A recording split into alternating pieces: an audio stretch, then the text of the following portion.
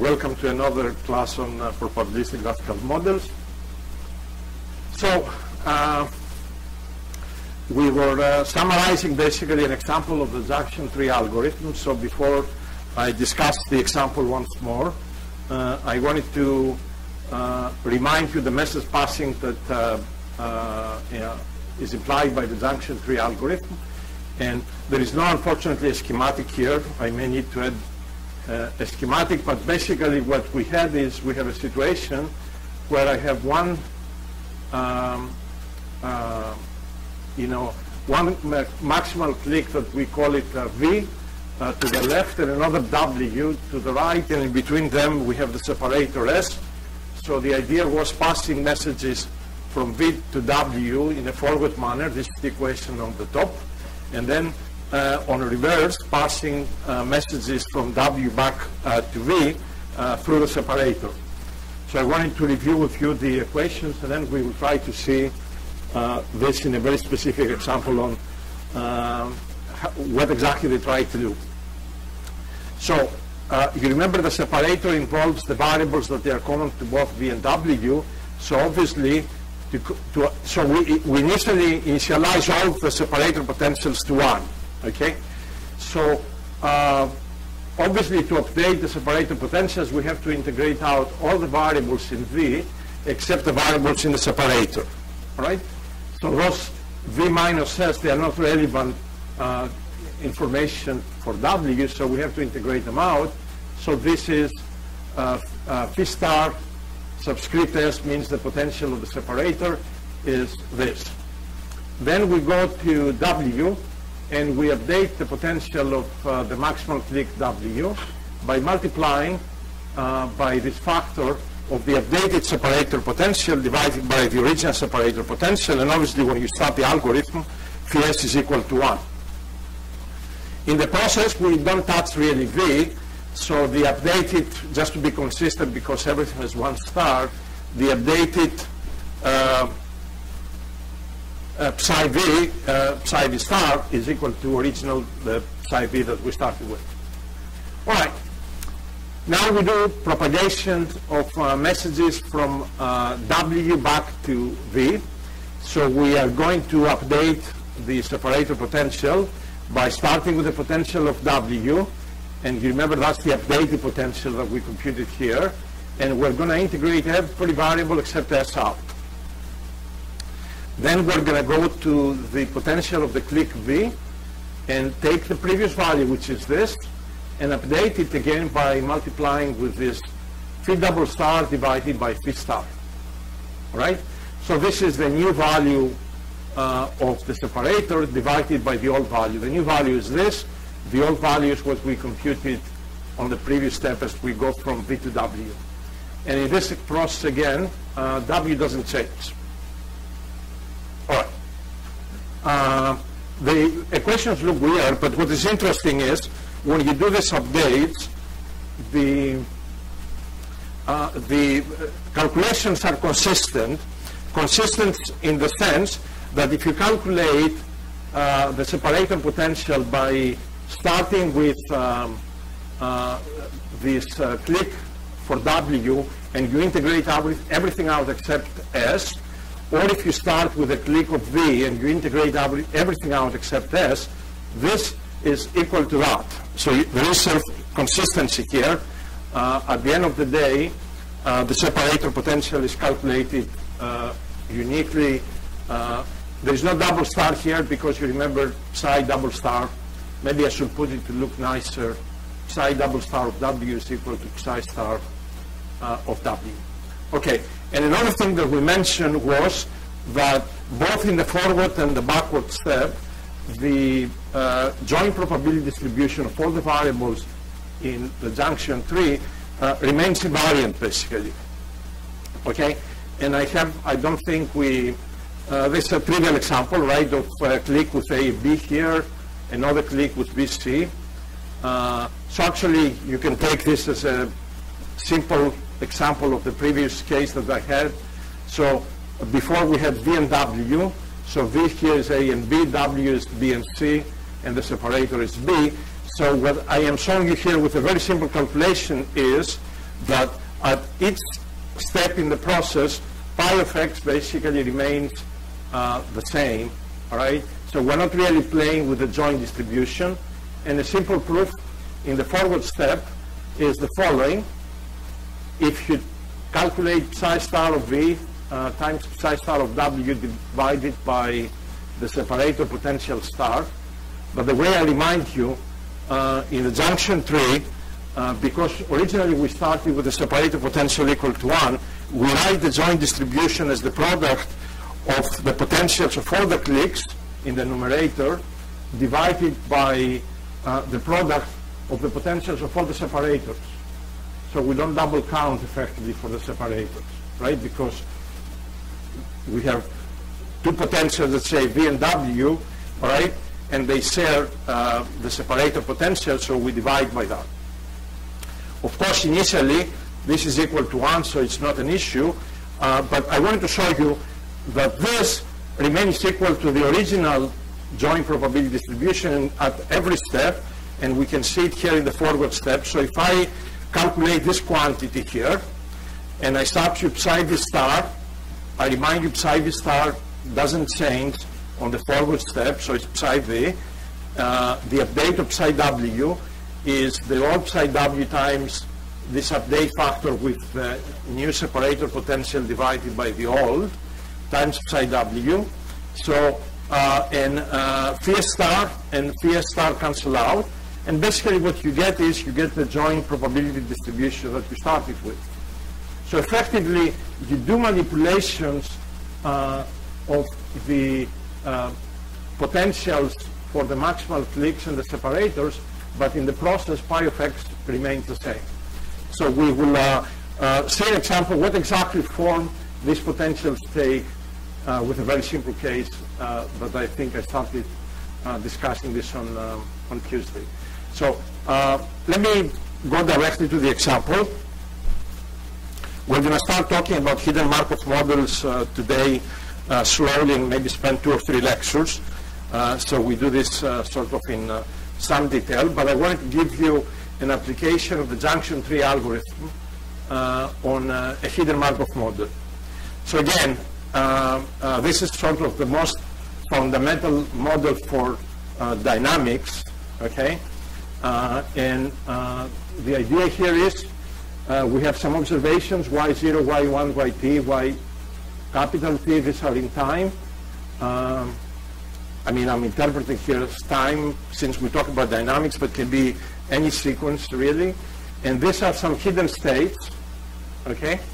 And that we don't know what they are. And so what we do is we have a dynamical model, in this case a Markovian model, that tells me how I move from the state at time, let's say, 1 to the time 2. And then I have an observation model that tells me at each state what's the probability of observing, let's say, y1 given q1. So effectively, I have a joint distribution that looks like this. Again, we're going to go to give a physical interpretation on what this model is good, right? Starting today, basically. Maybe next Tuesday we will reach this point. But for now, the joint distribution is basically, this is a directed graph, is where you start, right? And the probability of the initial state, and then you have the probability of all the observation models given the states, which we take them to be independent, okay? So given Q, these Y's are independent. And the independence comes from this separation. You can see that y0 is independent of y1 given this state, because if you go this way, it is, and this is given, the path is blocked here, all right? But again, not very important for this lecture. And then we have the product of these transition probabilities that basically give me how from the state qt I go to qt plus 1. Bottom line, I have a graphical model that has a joint distribution that looks like this, and I would like somehow to go and apply the junction tree algorithm and see if it sort of makes sense. Now, this looks like a chain, right? Even though we do have observations. So you remember for chains, we derive the forward message is alpha, we derive the backward message is beta, and I'm going to give you the recursive equations again. And we will see there are these backward gamma messages as well. So the idea is now, is junction tree algorithm going to give us something different, some sort of new algorithms? Or somehow it will, for this trivial problem, will give us things that they look very familiar. It will be interesting, actually, right? So this is a nice application to see what we get from this model. So the joint probability distribution, again, I am not going to bother actually with this since we're going to see this in next week. So with the junction tree algorithm, right, if we do things correctly, given some evidence, so given the measurements, let's say, at different times, we may be interested at each time t to calculate the posterior of the state qt. This is called the filtering problem. Maybe if we're given some measurements up to time s, we want to predict ahead the state. That's a prediction problem. And the smoothing problem is if we are using lots of data past time t, can we come back and calculate an estimate of the state qt that is better, more smooth than this filtering posterior distribution. So this is the smoothing problem. These are one of the reasons I want to do this hidden Markov models and state space models in a little bit more detail, right, is this type of problems, even though I'm discussing them here for HMM, they're sort of very fundamental problems in the context of data assimilation. So any of you who works on any sort of dynamical problems, from fluid mechanics to weather prediction to earthquakes to whatever, to vibrations, you know, these are the problems that you need to know how to address. They are not sort of academic problems, they are practical problems, okay? So you need to know if somebody asks you what is filtering, what's prediction, what is smoothing, and this topic is self-contained in a way that there have been, the last few years, many individuals have written books one after the other, rediscovering things and dressing them up with nice algebra, things that they were known in the 40s and 50s, okay? But lots of us are rediscovering this with new techniques, so there hasn't been any major development for 40 years. So if you see new books, don't expect to see something new. It's just the same things presented differently, okay? Like today I'm going to present this with the junction tree algorithm. I don't think in any of these books they actually bring the junction tree algorithm because that is too complicated for people who do data assimilation. Okay. So what I wanted to do, so this is, the idea is that we need a graph theoretic approach, right? If, for example, if you want to do simple, all of these problems that I mentioned before are very complicated unless you somehow use conditional independence relations implied by the graph. And an easy way to see how complicated these calculations will be, look at calculating, for example, the marginal likelihood. So if you want, let's say, to compute parameters in the model, like parameters in the state transition model or in the observation model, effectively you have to do some sort of model evidence by playing with, maximizing this likelihood. And notice this likelihood involves integration over all possible values of all the states at all times. So if you have, we have capital T steps here, and each state, let's say, can take m values. This is a problem m to power t. It's really, I mean, if t is 1,000,000 and m is 100, or 10, just good luck. Cannot do it. But with these graph theoretic approaches, you can actually do this problem on your little PC. Okay? And we hope that you will do this in your little PC as a homework problem as well. Okay.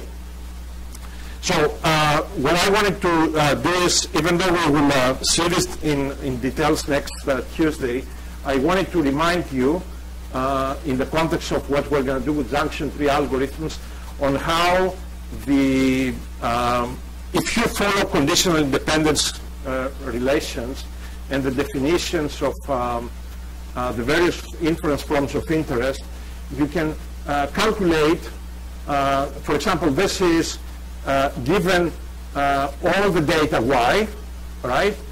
This is the smoothing distribution. It gives you the probability of qt. So y here as it stands is y from time 0 to time capital T. So you can show, all right, if, you know, one line, 2 lines calculations that you guys can follow, that it comes out, this smoothing distribution is the product of this joint distribution and the product of this conditional distribution divided by the marginal of y.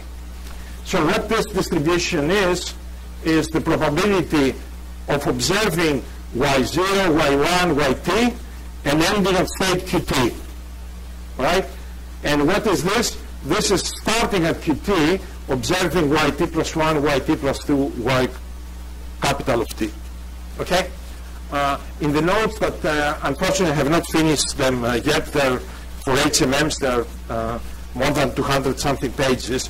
I put a note that in some books, this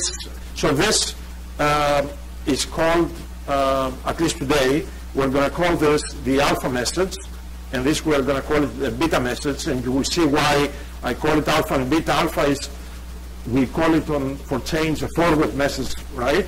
And beta backward message. So I'm going to convince you that this is really requires a forward calculation or updates as you move forward in the HMM, and this requires backward calculations.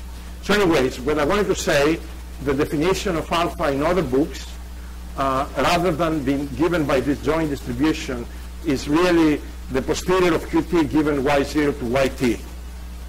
So it's really the filtering distribution. It doesn't really, at the end of the day, you will notice any book you use or any papers you refer, when they compute this, a lot of times they say not equal, they say proportional. All right, so whatever definition you use for this, if it is equal to alpha or proportional to alpha, you get the same equations, so that should not be an issue. So let me give you the equations that we will formally sort of see next week when we discuss about hidden Markov models. This is the update for this alpha quantity, okay, the alpha message. So to calculate a time t plus 1 alpha, you require to know alpha time qt, and so you notice it's basically a forward recursive calculation. So you start from time 0, you can calculate the message time t1, and you can keep going. So this is exactly like we have seen for chains. The difference, of course, here is for chains we didn't have an observation model, we only had a transition model. But you know what? If you actually take this and you dump it together with this, in principle you get the same equation as for chains. And some books actually, they don't want to treat this as a new problem. They merge the evolution equations, the dynamics with the observation model, so they can recycle equations they use for chains. But sort of here it's nicer written, okay, because you explicitly see the observation model and also these transition probabilities from state t to t plus 1. Okay, so this is the forward recursive equation for finding alpha. This is now the beta message. It comes to look like that. And you notice to calculate beta qt, you need to know beta qt plus 1. So this is a backward equation. And when you calculate alpha and beta at a given time, right, using both forward and backward messages, effectively you can calculate the smoothing distribution of qt given all the data from y0 to yt by multiplying the messages that arrive from left and right at the node at time t. You remember when we did message passing, how do we find marginals, right? You take the messages that arrive at a node and you multiply them, so it's not surprising that here sort of we get the same relation. All right, so this, you know, there is no junction tree, there is no nothing. You can derive this using conditional independence relations. So everything you just can derive into algebra. So next week we will formally derive this using message passing algorithms and factor graphs and things like that. But today I want to go the other extreme and try to somehow rederive this with the junction tree algorithm, so we can just leave the junction tree algorithm behind us, okay? Because it's it's a complicated topic. It's much better to cover it early on. All right. So before I go to the junction tree, I'm going to give you another backwards algorithm that somehow you don't see often in references, but we will see somehow that it's a natural backwards approach, basically to more appealing actually than the beta messages, and these are what we call the gamma messages. So the gamma messages are this is the probability of Qt given all the data y0, y1 to yt. Okay, so hopefully I wrote this correctly, right? Qt plus 1, yep, okay. So now I may say, well, why is this a backwards message? Well, if you do the algebra, right, and nothing else but conditional independence relations, you can see that this gamma of Qt, don't pay attention to the denominator, it's really a normalizing factor, but it involves the following. It involves the calculation of the alpha message, which remember it's forward, but involves also the gamma message that is computed at time t plus 1. So to be able to calculate gamma time t, time t, you need to start backwards from the end of the chain, but you need also to do first the forward step to calculate the alpha message. All right? So you go forward, you finish with the alpha calculations, and then once you have those, you can start going backwards, starting with a gamma at Q capital T, and then keep updating this as you go backwards. Okay? And there is a boundary condition, of course, at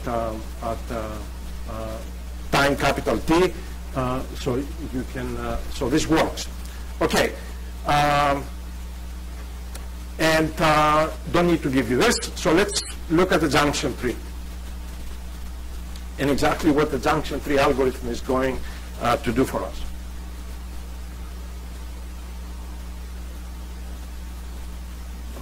Remember, in the junction tree, we have to put, we have to find the maximal clicks.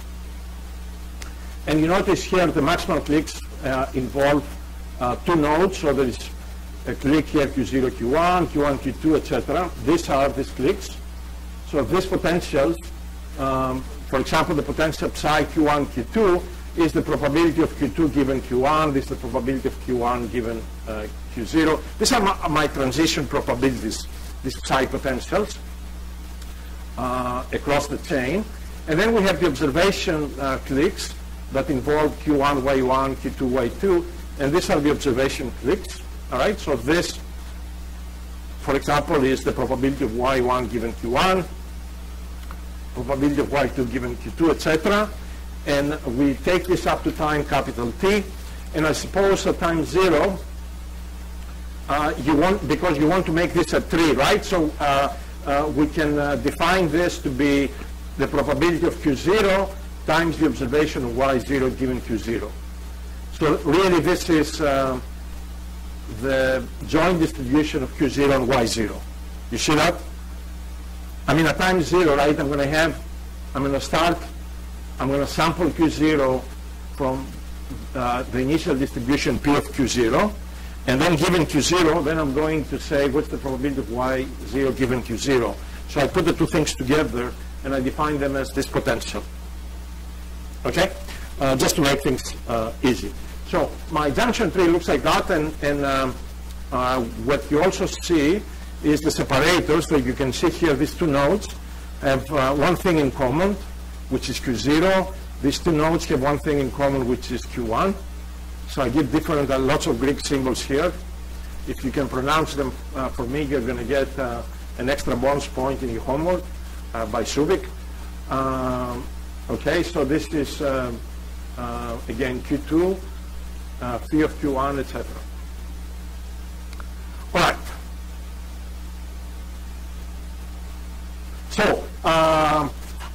So we introduced this, right? So these potentials are these transition probabilities. These are the observation models. All right. So we initialize all the potentials to 1. All right. So we put every potential to be equal, every separator to be, the potential of the separators to be equal to 1. Okay. Try not to read. I have to read to know what each slide has, right? But don't read this, and we will explain this graphically. Okay.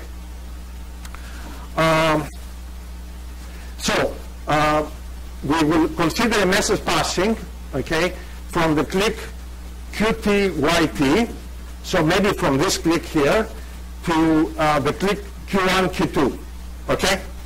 So, again, we're going to start propagating, let's say, messages from these clicks up to these clicks. So you remember when you send a message up, right, you're going to have to update the separator, and then once you update the separator, then you have to update the potential psi Q1, Q2. I'm going to discuss messages in every direction, but right now I'm going to take messages propagating from here up all the way, so from psi Q2, Y2 to psi Q1, Q2. All right, can you tell me, so graphically, right, so we don't need equations. Based on the junction tree algorithm, so we start with 1. What is the new separator potential, which is a function of Q2? I see some, you know, in the computers like that, you know, it's just like, I don't want to see my face, I don't like my haircut, you know, right? So must be something like that. Everything is in the computer, all right? So that's why I'm not going to be posting anything anymore, you know. It's too tiring to write these slides. So what is the updated separator potential?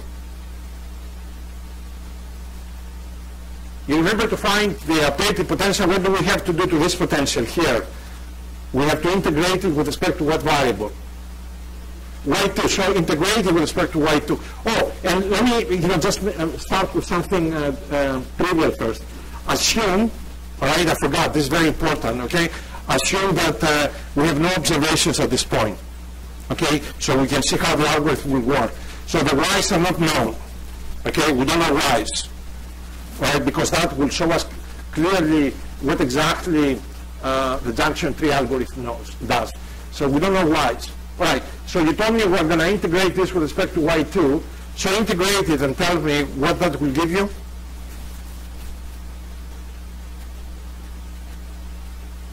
So when I integrate this potential, we'll discuss what this potential is with respect to y2.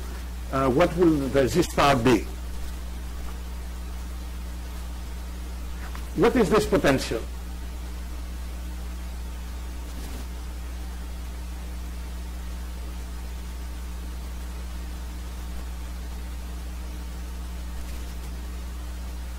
You remember, think again our original problem, right? What is that potential? Here, I can see is looking at you. Right? So when you integrate this, you told me with respect to what variable? We said y's are unobserved right now. So with respect to y2, how much is that? 1. So the separator potential then will not change. Correct? All right? How about this potential here? So the message now from the separator goes in there. So the updated form of this potential would be the original potential times the updated separator potential divided by the original potential, separator potential, which is 1 divided by 1. So this potential will also not change. So when messages with y's being unobserved, when messages are sent from these clicks upwards, this potential psi of Q0, Q1, Q1, Q2, etc. do not change. So the junction tree algorithm does nothing. Okay? All right, so let's say, So now let's do the following thing. Let's send messages from Q0, Y0 to Q0, Q1. So we're going to send messages across the main chain of this HMM. All right? So we're going to send messages from here to there, from there to there, and of course from here to there. So if this message, so this click is going to send messages to this click. Can you tell me what is the updated value going to be of P star Q0? Using the main idea of the algorithm. So to calculate the new value of P star of Q0, what do you have to do to this potential? Integrate it with respect to what variable? What variable? Y0. So you remember this potential you told me it was the joint distribution of Q0 and Y0. You remember because it included the prior of Q0 and also the observation of Y0 given Q0. So it's really the joint. Okay? Where are we? So the original potential was the joint, so if you integrate with respect to Y0, you get P of Q0. So immediately you can see that this feed potential becomes a marginal. So suddenly it has a meaning. It's nothing else but the marginal of Q0. All right, so let's update now this potential. So let's see what's going to happen. To update it, we will take the old potential, which is the probability of Q1 given Q0, and this you told me is the marginal. So what's this product? Is the joint of Q0 and Q1. So the click potentials now become marginals also. So maybe I should call this potential now becomes a marginal, and maybe this becomes a sub-marginal. If you think about now, you remember when we said that the joint probability distribution is the product of the maximal click potentials divided by the separators? Can you actually visualize now why that works? Because if this becomes these marginals and the other ones become the sub-marginals, maybe that works well then. Okay? And you can, guys, do the algebra and you can see that this works fine. All right? So when you send messages from here to there, all right, and from there to there, okay, all of this becomes this marginals.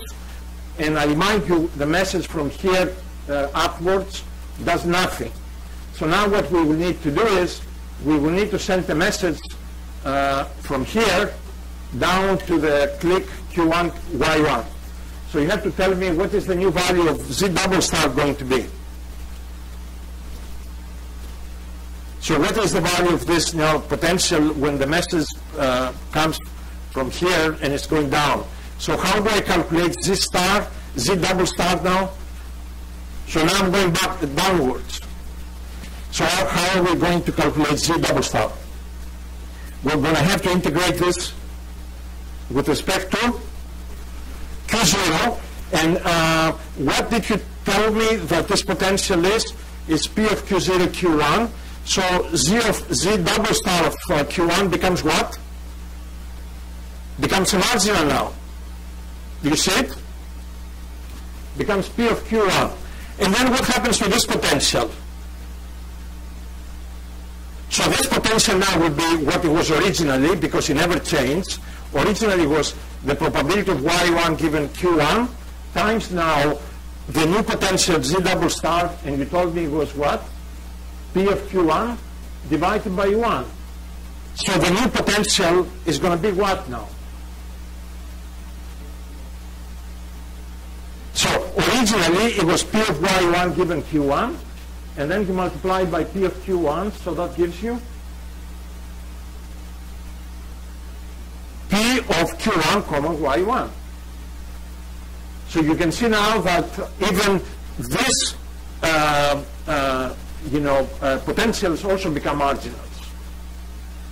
So effectively all the click potentials become marginals, and then effectively the separators become submarginals. All right, and you may say, what's going on? Where is the alpha message? Where is the beta message? I'm confused, right? So, okay, so let's see. So this is just a schematic again of the algorithm that we presented, right? So we start sending messages from these clicks by first computing the separators, all right? And then using this product of the updated separator potentials divided by the originals, we update this click potential. And the only difference on this schematic from what we had before, here this node has multiple children, so we have to take a product, the same way we do with message passing. And then on the reverse step, we distribute information from this node to the children, so we update the separators, all right? So we calculate the separators the way we did before, and then we multiply with phi double star over phi prime to update the potentials of these nodes, right? That's what we did. All right. Okay. Now, that was the easy problem, right? So for the easy problem, everything sort of becomes, you know, the big clicks give us joint distributions, marginals basically, and the separator potentials become submarginals. So to see where the alpha messages and the beta messages come, right, we have to introduce evidence. Because you remember that's how the alpha message was like, given this information on y's, what's the posterior of qt. So we need to assume now that the y's are given, okay? And so things will be a little bit more complicated when we apply the junction tree algorithm. All right? So if, the only thing I'm going to say, right, that so the observation model was the probability of y1, let's say, given q1, y2 given q2. So these potentials are really well-defined tables because y is observed. Okay, so they are just numbers, right? So think of this, you know, for q1 equal to 1, y1 is this, q1, 2 is that. So this can be represented as a well-defined table, okay? So the difference from before, because these y's are given, is I am going to take the separator potentials to be the conditional of yt given qt. So if I look here, I'm going to take this to start with, that is the condition of y2 given q2. Okay? In principle, the algorithm, you can come up to this, with various arguments, but let's say I am going to use the separator potential to be the probability of yt given qt. All right, so let's see what happens to the alpha messages, to the beta messages, etc. So let's figure out a message that is propagating, in this case, from here to this click, all right, and then down there.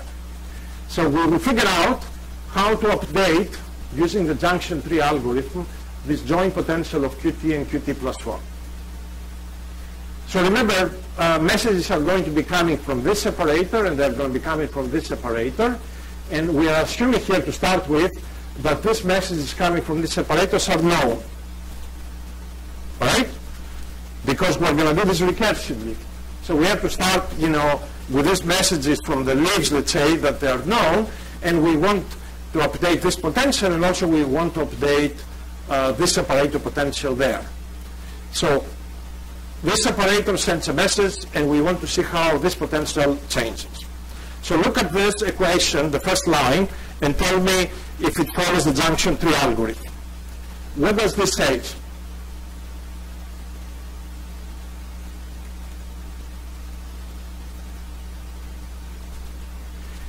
What is supposed to be the new potential of this?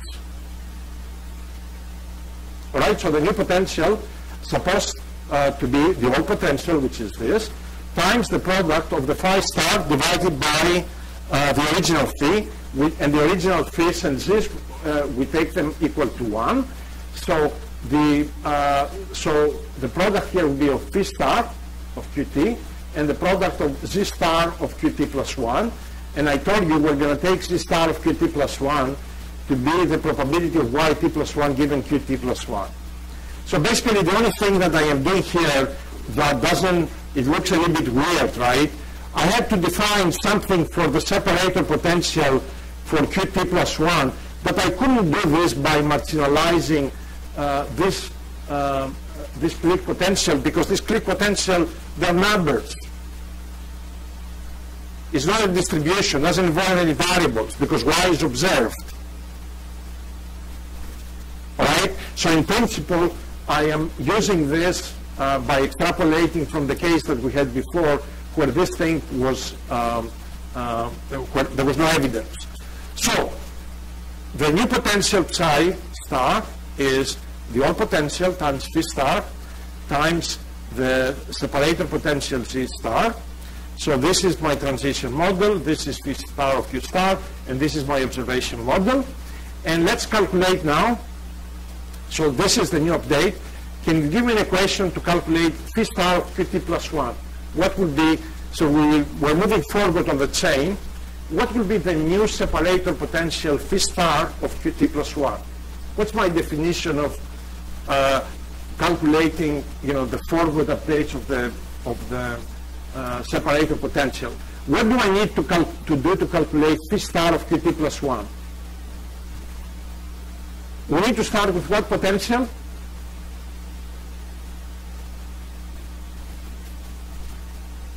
You remember the phi stars are calculated if we have two clique potentials and the basis propagates, right, to the separator.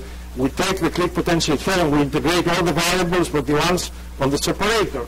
So what potential do we take? We take the psi star Qt plus 1 that was just updated. This is the potential we just updated in here, so we're going to take this and we're going to integrate what variable out? Qt. All right, so to define phi star of Qt plus 1, we're going to have this psi star of Qt plus 1, which is this expression from the slide before, and we're going to integrate this with Qt.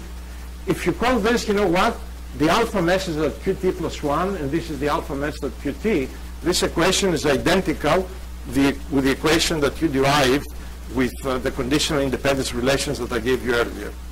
So the junction tree algorithm basically discovers a well-known recursive equation for updating the forward messages. Okay? And it is sort of a very nice, I mean, to me that's the best example to demonstrate how the junction tree algorithm works, because it gives you an answer that, it is not obvious that you will get it, but, but if you don't get it, you know that there's a problem. So this is a welcome, basically, proof of consistency and the working ability of the junction tree algorithm. Okay, so this is the alpha message. And so when you propagate the messages all the way to the, root, let's say, so you go from the leaves all the way to the root, at the end of the day, if you calculate the final updated potential, so somewhere here, psi star of Q capital T and Q capital T minus 1, right? This is, I am using the equation we had on the previous slide. When I apply this to the root, effectively, you can show that this gives you the joint distribution of Y0 to Y capital T and Qt minus 1 to Qt. So actually, when you integrate these two variables out on this final update of psi star, you can get your marginal likelihood with a forward calculation. Okay? So effectively, the calculation of the marginal likelihood from a calculation that takes m to a power t complexity, now it becomes something much easier because you only have to integrate two variables, with the assumption, of course, that these alpha messages have been computed recursively from this equation that you see here. That's basically, there are multiplications here of this k by k matrix with a k-dimensional vector. So the complexity of this is manageable, basically, right? So it's not you know, it's not too complicated. So this is the alpha relation. What happens now going backwards? Can somebody help me? To see, do we get the beta messages or we get these weird gamma messages that usually you don't see them when you talk about you know, backward calculations in trees, but they come very natural in junction trees. So let's, we don't need the calculations. Here you guys, you will tell me what's going on. So we're starting sending messages, right, backwards, okay? So we have updated this message because we start from the root, and you're never going backwards, everything's going to be double star, all right? So let's say this was updated from the previous step. Now we want to figure out how to update this. So we need to find phi double star of Qt. Can you help me on how that calculation may look like? Just so you know, you remember to update, you know, if you have this separator, right, and sends a message, right? So the potentials basically would be the original potentials times phi double star divided by phi star, all right? And then when you integrate everything out, accounting actually from this message that comes from below, when you integrate out Qt, you'll be able to get phi double star of Qt. So what should I write? Can I write this equation? Does this, we agree on this? The psi star, double star of Qt, Qt plus 1, is the previous potential times phi double star divided by phi prime. What happened to the previous slide? No, there is a picture here, okay? So, so look at this equation. Does it make sense to you? To update this, I take the old potential, I multiply with phi double star, and where do I get phi double star? I'm going to get it recursive, right, starting from the root, and I want to find a recursive relation for this, divided by the original message phi star, which was my alpha message, remember, from the forward algorithm. All right? So this is the potential, okay? Now, how do we get, all right? So how do we get phi double star of Qt? So what is this equation telling us?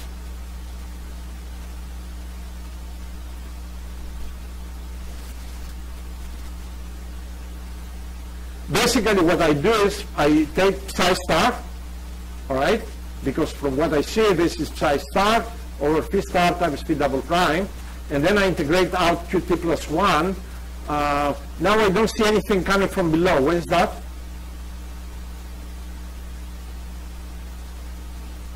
Do we omit or nothing comes from below?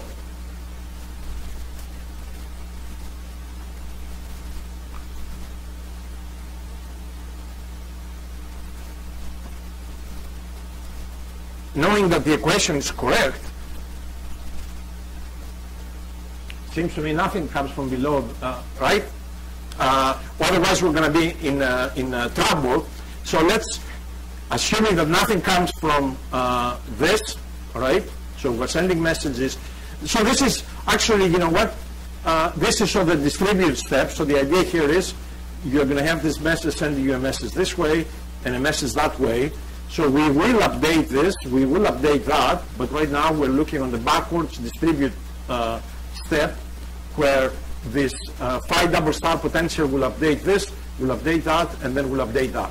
So this is the new message phi double star, and if you write it, okay, explicitly, and you call this phi double star to be a gamma message, this equation that you get is identical to the gamma backwards propagation message that you can get directly with conditional independence relations. So the idea here is, rather than doing a forward step where you find the alpha message and a backward that you find the beta messages, you can do a forward message, you find the alpha messages, save the alpha messages, and then you do a backward step because you need the alpha messages here to update the gamma messages. And once you have the alphas and the gamma messages, you can basically compute any quantity of interest directly. So you can do the filtering, the smoothing, distributions, predictions, etc. directly using these messages. So that's how the algorithm looks basically for junction tree. Okay, and what I suggest is you really spend some time doing the algebra by hand, right? Because literally the updates are this. No, actually, even closer. We had a nice plot. This is really the only thing you need to know. All right, this is the junction tree algorithm. Okay, so you collect messages from the children. How do you do this? Marginalizing these potentials, eliminating all but the variables involved in the separators, then form the product of the new separators divided by the old ones, multiply with the current potential, you update the potential, that's the forward step, done. And if you want then to go backwards and distribute information to the children, effectively what you need to do is find the new separator potentials, integrating everything out except the separator variables, and then update basically the new potentials as the old ones times the product of the new separator potentials, this P double star divided by the previous ones. And the previous ones, you remember, they were the ones that you computed in the forward step. So you can actually appreciate here, for example, you can see if this were the alpha messages, right, you can see here you need to keep track of the alpha messages to be able to do the distribution of information, of evidence to the children. So this algorithm is basically as powerful as you can get with probabilistic graphical models, and there are sort of different, two different type of ways of implementing this that I think we highlighted on the lecture on Tuesday, but more or less what you see, this is what you get. Okay? And it's nice because in essence, the algorithm is really doing inference on a tree, but that tree is a tree of clicks. So basically, to be able to use all these ideas, we transform the original graph, right, directed or undirected, to a junction tree, which is, a tree basically with potentials that are clicks. And we notice when you implement this algorithm, basically at least with no evidence, the potentials come to be marginals, the separators come to be sub-marginals. With evidence, it's a little bit more complicated than that.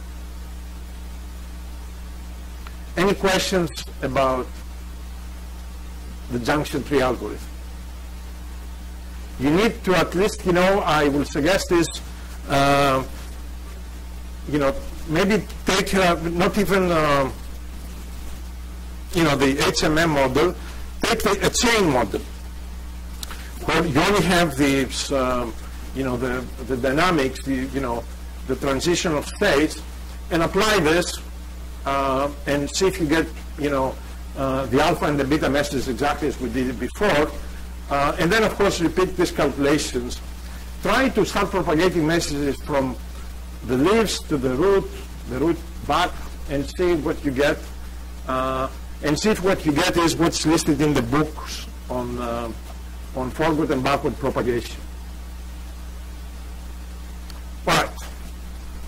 1:36, so at least I only have lots of time, but we can now relax, literally, and go in another presentation. Okay. So I really want to, go backwards and discuss about elementary things about Markov models. And in the process, of course, discussing these elementary things, we will see different implementations of these forward and backward messages. But I want you to see sort of these lectures as part of doing, data assimilation using probabilistic graphical models. And actually, if some of you are interested on projects, right, you will see both from the slides and searching on books that there can be lots of very complicated hidden Markov models or state space models with multiple chains that they are interacting with each other, with a lot of complexity, with observation models that they are, the likelihood models are nonlinear. So you can do lots of fancy things with it, all right? So what I'm going to do is I'm going to try to go through the very elementary things. When something we already have discussed it, I'm going to bypass it, but you have an opportunity to read it again. But when there's something different that we haven't seen it, even if it's trivial, we will spend some time with it.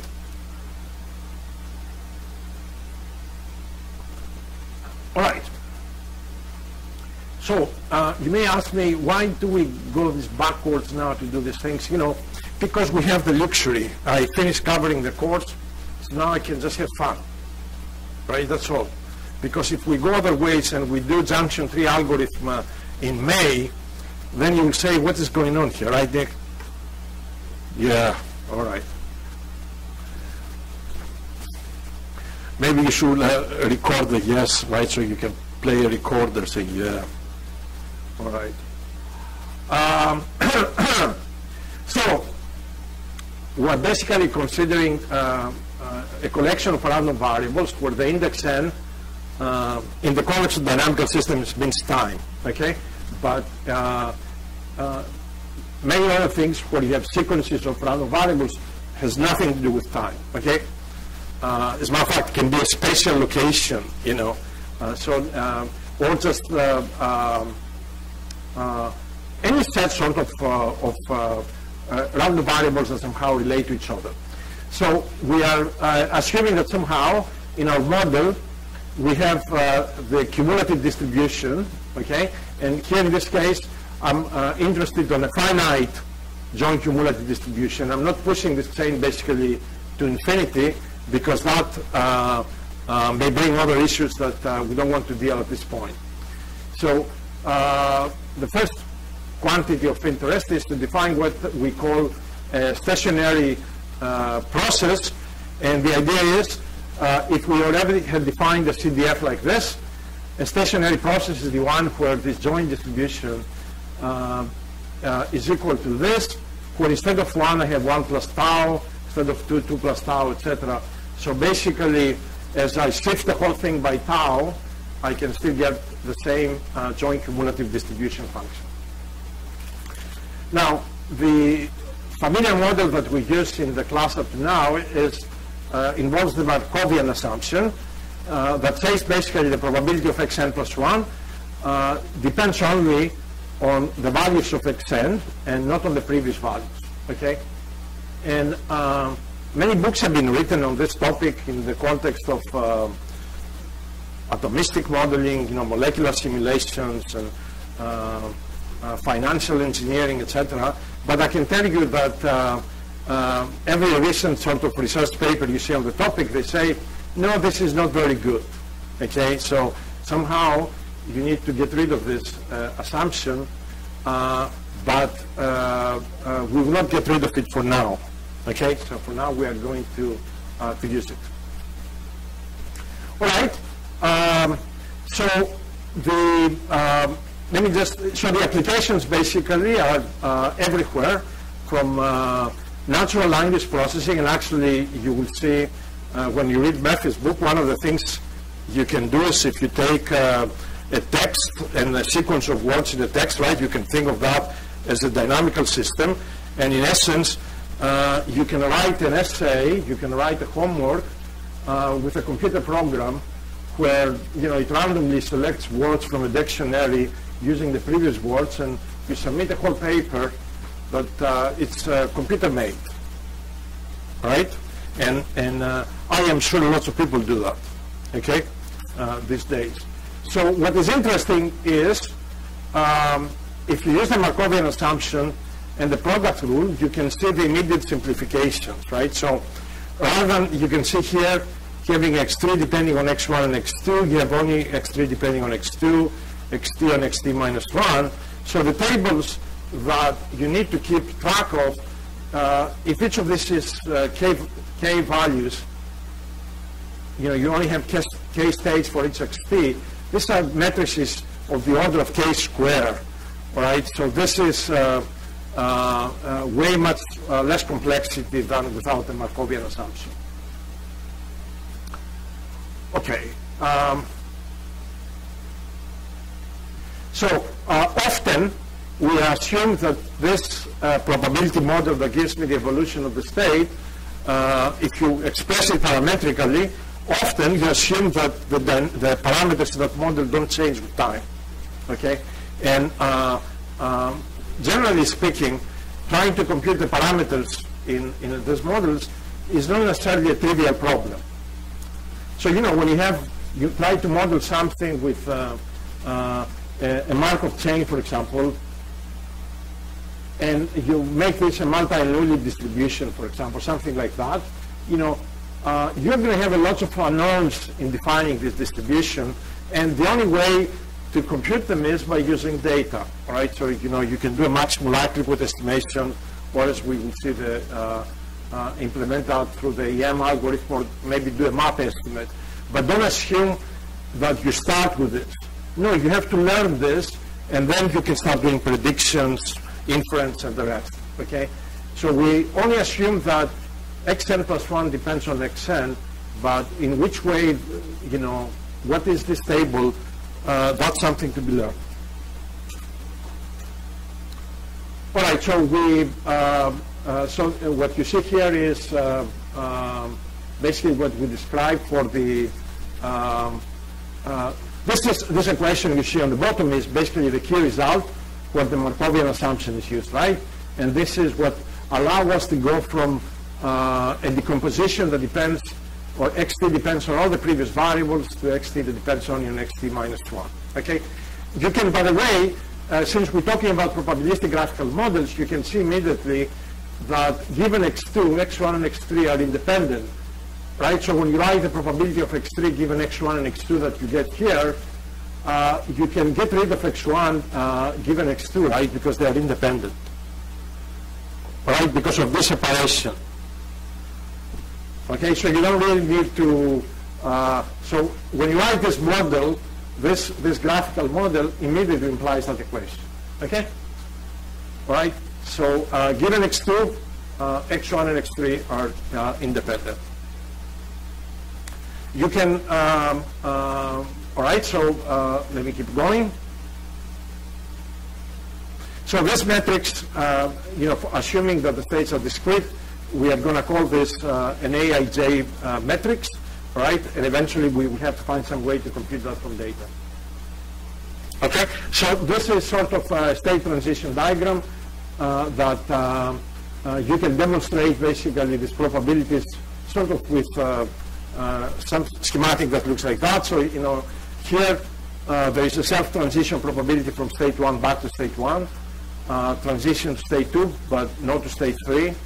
And notice in state 3, basically, there's no way you can escape because the probability of being back to state 3 is 1, all right? So this is sort of an interesting case. In this diagram, you will not be able from 3 to escape and go back to 1 and 2. What was that? Okay, all right. So the transition matrix in this case is A1, 1, A12, A22, A23, and 1.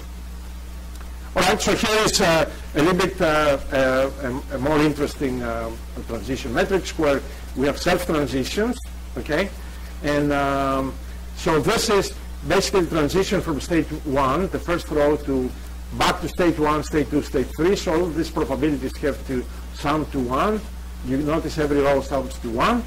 And in this case, let's say we assume that the probability of the initial state is given as 1, 3, 1, 3, 1, 3. So you have basically an equal chance of being in any of those states. So if I ask you to write me a little program, right, and I tell you you start with this state, with this probability, this is your initial probability, and I ask you to tell me what's going to happen long term. In other ways, to calculate the probability of being at a given state after infinite time. How are you going to implement this? Numerically, just in a 3 lines code. So I only give you this, and I give you this transition metrics, and I'm asking you to compute for me what the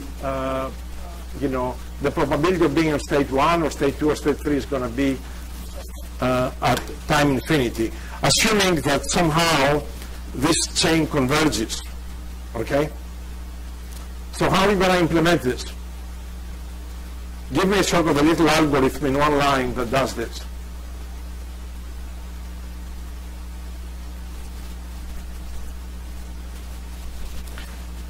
Step 1, what do you do?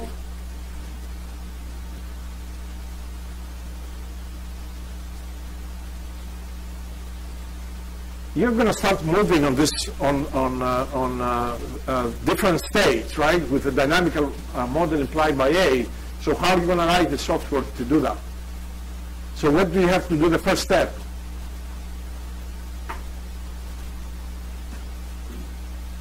Exactly, yeah?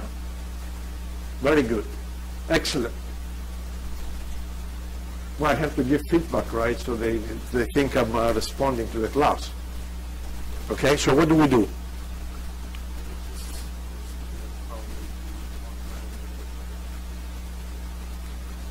So we basically have to select with this probability some state to start, and then assuming, let's say, we select the second state, then we're going to have to select with these probabilities to what state we transition from state 1. And we may transition with this to state 1 back or state 2 or state 3, and then keep repeating this with the hope that somehow at the end of the day you're going to reach some stationary distribution, and we will introduce formally when a stationary distribution for this Markov chains exists. Now, can you tell me, I mean, this is something I think we covered on lectures in, I hope, maybe last fall, but if somebody gives you this distribution and say, sample from this distribution, how do you do this? How do you sample from a uniform distribution?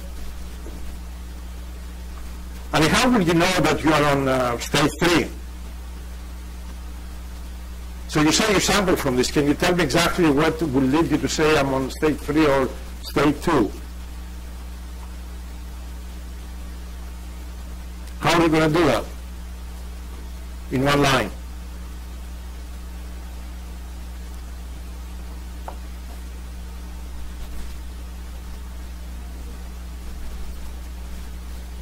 So do you really sample from this distribution or some other distribution?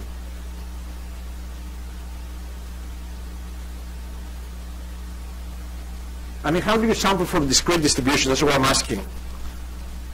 What's the standard thing to sample from discrete distributions?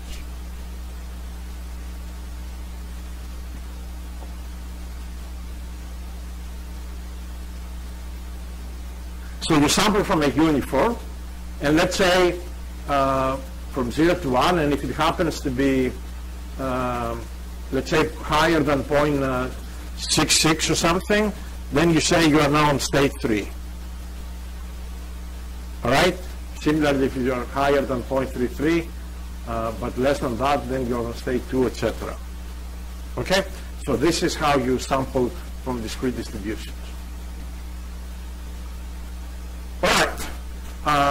Let me give you, since we defined this transition probability Aij, what we often use in the notation is also Aij for the n-step transition probability, basically transitioning from I to j, but in n steps.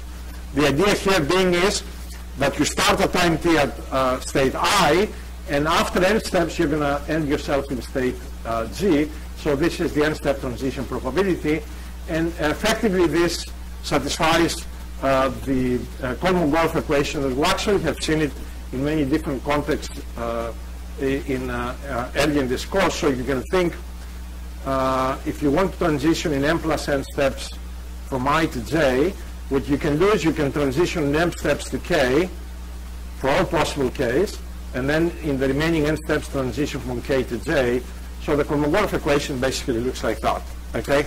And in principle, this allows you to write, this n-step transition metrics the way that you see here, okay?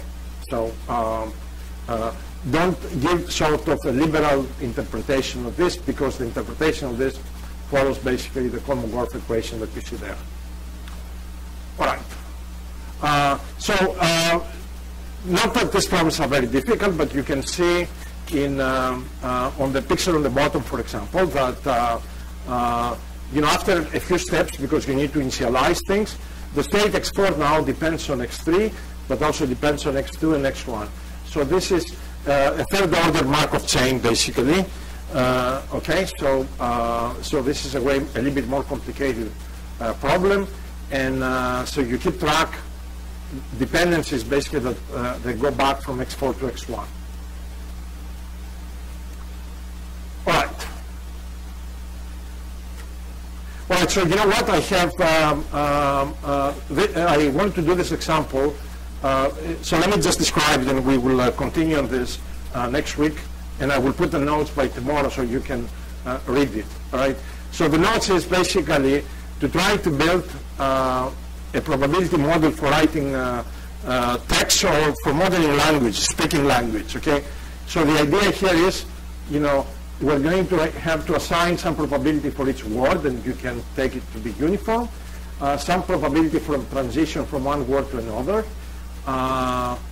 This is the bigram probability, and then a transition from two previous words to a third word.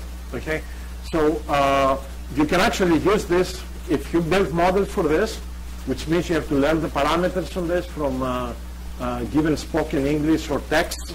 You can actually use this to complete a sentence, and that's very, I was told when I was young, it's very polite to complete the sentence of others. All right, it seems when I teach, I do that all the time. You remember? I always complete a sentence and then I say, thank you. So that's not very polite, okay? And not a joke, you can actually use this to write a whole document. Once you start it and it learns these transition probabilities, you can start picking up random words using the previous ones, and then you can have a whole document, and maybe you will like that, okay? So these are how these transition probabilities will look like. So this is for the probabilities of different letters in the alphabet, okay? And the system, this has been computed by using a given, let's say, textbook. And these are the bigram probabilities that gives you the transition from one letter to another. And this is like a Hinton diagram that maybe you have seen it in presentation of this bigram probabilities in other contexts. So the bigger this white dot, the higher the probability. So obviously, you're not going to go from A to A, right? So it has very low probability. From A to N, and if you look from N to I, that's significant, okay? Because there are too many Nicholas around, right, Nick? All right. Okay. So what I want to tell you, and we just finished there, I want you to tell how we're actually going to use a document to compute these transition probabilities, and we're going to use maximum likelihood to do that, all right? So effectively, the calculation will be sort of an elementary introduction to the way we're going to do map estimation for state space models. So we're going to see this in details, and also we're going to see what is the effect of this type of MLE estimate when you have limited data. So do me a favor, because there are too many slides, and I don't have more than 2